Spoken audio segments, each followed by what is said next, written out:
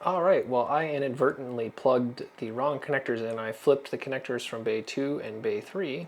And so instead of having C18 go to C19 minus, I really put C36 to C1, which is about 120 volts.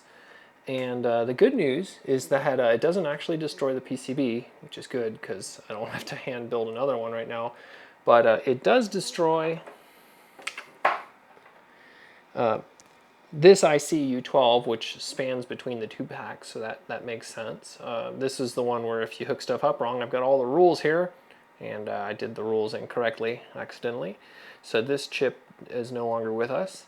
But also it destroys the 75 ohm between the two packs, so that both of the 75 ohm resistors got destroyed because they combined had 120 volts across them. That's about a kilowatt, so they don't exist. The 20 ohm that links the two packs together loosely, that's open circuit. All of these resistors here are destroyed because we essentially put 120 volts across this pack, and it has a Zener pair across every cell. And so basically the Zener was breaking down across every one of these. And so, initially the voltage was here, and then that broke, and then it was here, and then it was there, and it just went all the way down there and blew all of these out. It also blew out the resistors from here to there. I imagine if I'd unplugged it in time, it would have blown these out as well. I've just measured these with a resistance meter. So it does do a lot of damage to the board. It did not destroy the board, so that's good. None of the traces burned. So little accidental testing there.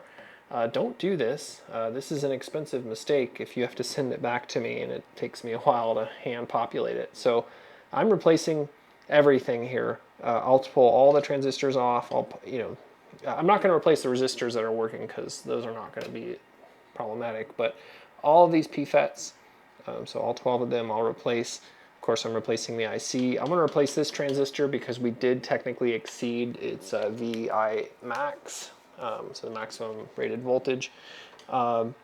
So yeah, I mean, fortunately the whole circuit is isolated here, and there's no damage to the adjacent connected cells because they were plugged in correctly. Even when you flip the cells backwards, there's only 12 cells from bay 3 here. This should be bay 2, and over here it was 12 cells from bay 2, but it should be bay 3. So really it was just the guy in the middle. He curse bloated, but no trace damage, so that's good.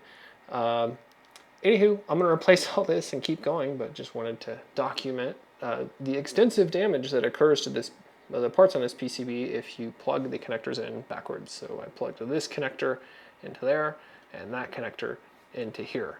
So, whoops. But hey, it's a learning experience. I kind of figured this part would break, and I wasn't sure how much of the associated circuitry would break, but now I know it's basically all of it.